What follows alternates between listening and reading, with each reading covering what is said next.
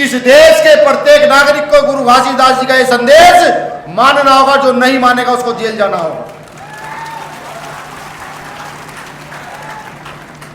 ऐसे तमाम महापुरुष जिन्होंने समता समानता की लड़ाई लड़ी, तथागत गौतम बुद्ध, संत शिरोमणि सतगुरु रविदास जी महाराज,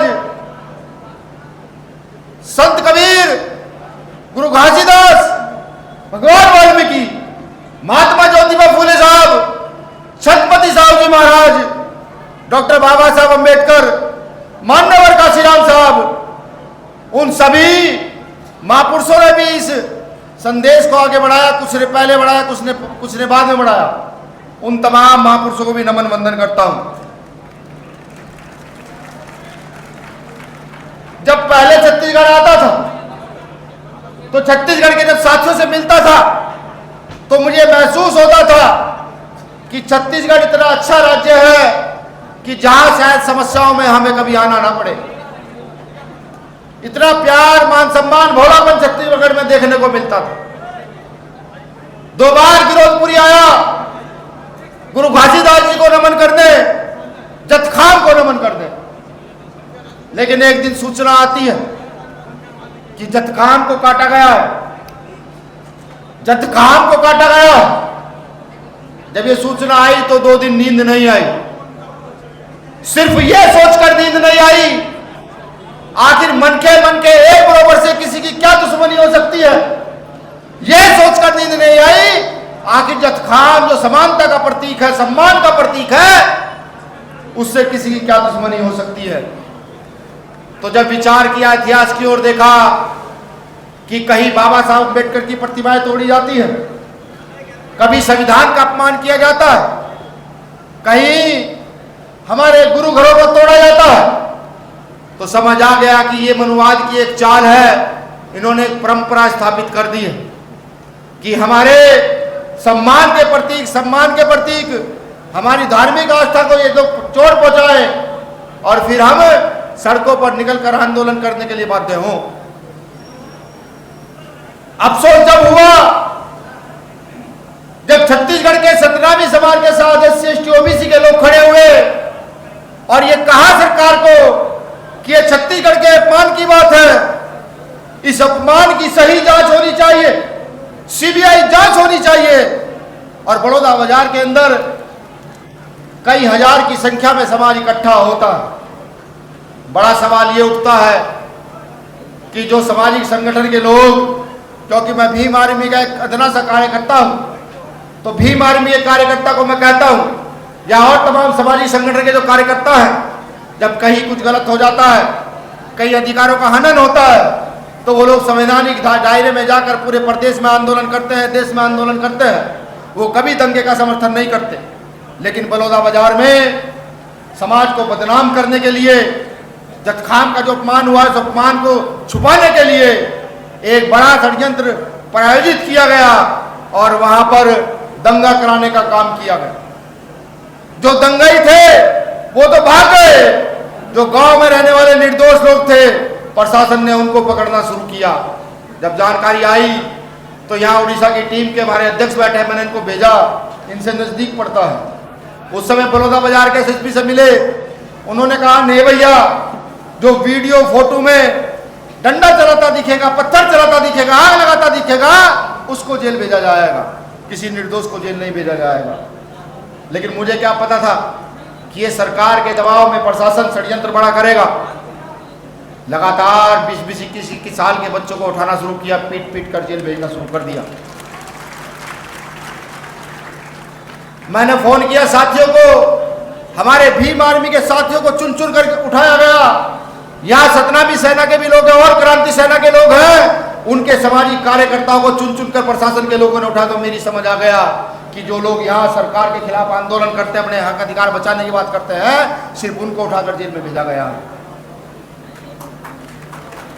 साथियों से बात हुई, साथी कह रहे भैया बहुत डर का माहौल है, वीडियो देखी कि हमारी बहनों को घसीट घसीट कर पीटा जा रहा है, वीडियो देखी भाइयों को पूरी तरीके से लाठीचार्ज किया जा रहा है।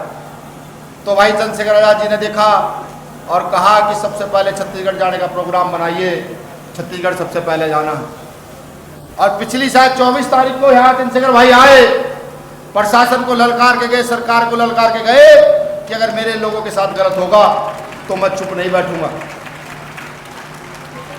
लेकिन सरकार ताकतवर होती है, सरकार जो चाहे वो कर सकती है। सरकार चाहे दंगा करा दे और सरकार चाहे शांति कायम कर दे। ये बात मैं इसलिए बता रहा हूं कौम के लोगों कि आने वाले समय को समझो, आने वाले समय को समझना होगा। और अगर आज भी हम इस अपमान के होने के बावजूद भी ना सुधरे तो हमसे बड़ा मूर्ख कोई हो नहीं सकता। जो बराबरी का संदेश देते हैं उनका अपमान किया जाता है, और हम ये भी नहीं सोचते कि इस लोकतंत्र में सबसे बड़ी ताकत भी हम। चंद्रशेखर भाई यहाँ आए, सरकार को ललकार के गए, चले गए। फिर साथियों ने फोन किया कि काम चलेगा नहीं, डर का माहौल इतना है कि गांव से कोई व्यक्ति निकलने के लिए तैयार नहीं है। तो फिर यहाँ सामाजिक न्याय यात्रा का आगाज हुआ। यहाँ राजस्थान मध्य प्रदेश की टीमें आई और यहाँ के तमाम साथियों के साथ मिलकर के गांव-गांव गई और समझाया कि इस देश में किसी के बाप का राज नहीं चलता। इस देश में हमारे पुरखों के द्वारा चली गई व्यवस्था का राज है। इस देश में संविधान का राज है। इस देश में समाज समानता का राज है। ये बताने का काम किया। 16 तारीख को जब मैं दिल्ली से चला तो मैं ये सोच कर चला था, जो साथी कह रहे थे बहुत डर का माहौल है, मैंने कहा नहीं, अकेला चलूंगा गुरु घासीदास जी का झंडा लेकर और बताऊंगा सरकार को कि यहाँ डराने वालों की संख्या कम, डरने वालों की संख्या कम है। डरने वालों की संख्या कम हो, डराने वालों की संख्या कम है, डरने वालों की संख्या कम नहीं है। तो मैं चला, जब मैं गिरोधपुरी आया तो मैंने देखा 1000 लोग खड़े हैं पीछे और ये कह रहे हैं कि नहीं, सम्मान से कोई समझौता नहीं किया जाएगा, सीबीआई जांच की मांग है, अडिग तरीके से मांग की जाएगी। गिरोधपुरी से सारंगगढ़ गया, सारंगगढ़ से रायगढ़ गया, रायगढ़ से शक्ति गया और शक्ति के बाद मेरे साथी तमाम छत्तीसगढ़ में घूम कर आए इस यात्रा को लेकर के, सिर्फ सामाजिक न्याय मांगने के लिए कि न्याय चाहिए।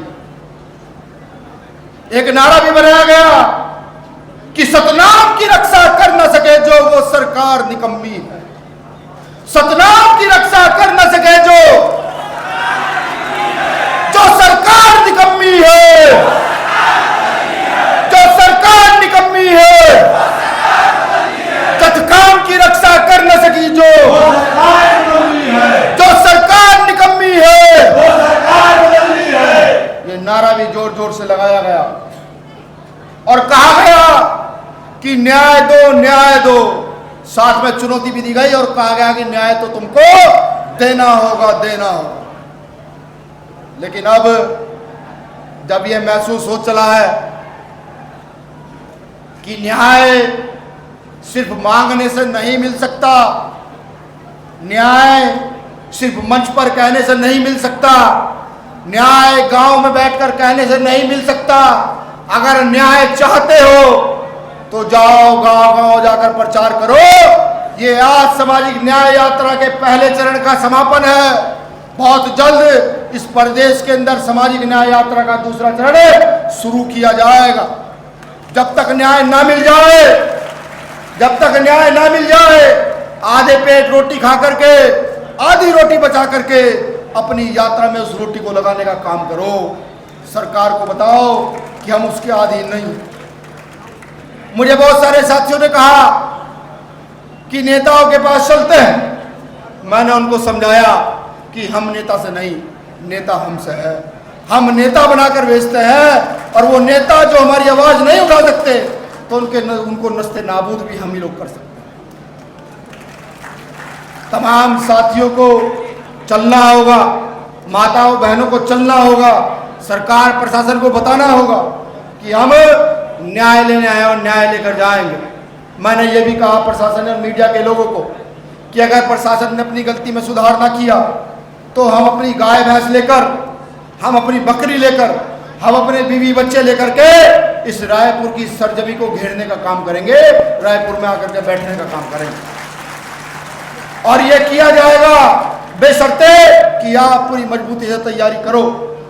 मैं भाई चंद्रशेखर आजाद जी का भी ध्यान केंद्रित करूंगा कि जिस दिन मैं यहाँ यात्रा करने आया, प्रशासन को जानकारी दी गई, सरकार को जानकारी दी गई, लेकिन फिर भी पुलिस प्रशासन ने एक चौक पर गाड़ी रोक करके पूछा तुम्हारा नाम क्या है, गाड़ी का नंबर बताओ, ड्राइवर गाड़ी किसकी है। मैंने कहा प्रशासन के लोगों को, हमने कहा कोई चिट्ठी लिख के भिजवाओगे या कहीं हमारा दूसरा विभाग करवाओगे कि नहीं हमारे पास आदेश है। हमने कहा जाकर कहो प्रशासन के लोगों से कि पूरी जानकारी पत्र के माध्यम से, लेटर के माध्यम से आपको पहुंचाई गई। आज भी ऐसा ही हुआ, आज भी जगह जगह रोक करके एक एक बच्चे का नाम लिखा गया। हर जिले में हमारी बसों को रोक करके एक एक बहन का नाम लिखा, ड्राइवर से पूछा गाड़ी किसकी है। ये सब आज भी प्रशासन ने किया। मैं ध्यान आपका केंद्रित इसलिए करा रहा हूं कि लग रहा है कि छत्तीसगढ़ प्रशासन सरकार के इशारे पर ज़्यादा निरंकुश हो गया है। उसको सुधारना भी जरूरी है, उससे न्याय की मांग करना भी जरूरी है। शुक्रिया आप सब लोगों ने मुझे सुना। कुछ साथी जो यहाँ से नागपुर गए थे और इस यात्रा में पूरा उन्होंने गया, इस यात्रा के संयोजक हमारे मनोज बंजारे जी, तुलेश महतो जी जो हमारी भीम आर्मी के प्रदेश के महासचिव हैं, पीताम्बर जांगड़े जी बहुत मजबूत साथी हैं, भीम आर्मी के कोषाध्यक्ष हैं, छोटा भाई संजू बहुत मेहनती है, अभी ज्वाइन हुआ है, बड़ी मजबूती से काम कर रहा है, वीरेंद्र कुर्रे जी, केपी साहू जी, जितनी तारीफ करूँ कम है, बहुत मजबूती से माइक से लेकर के कोई बोला नहीं बोला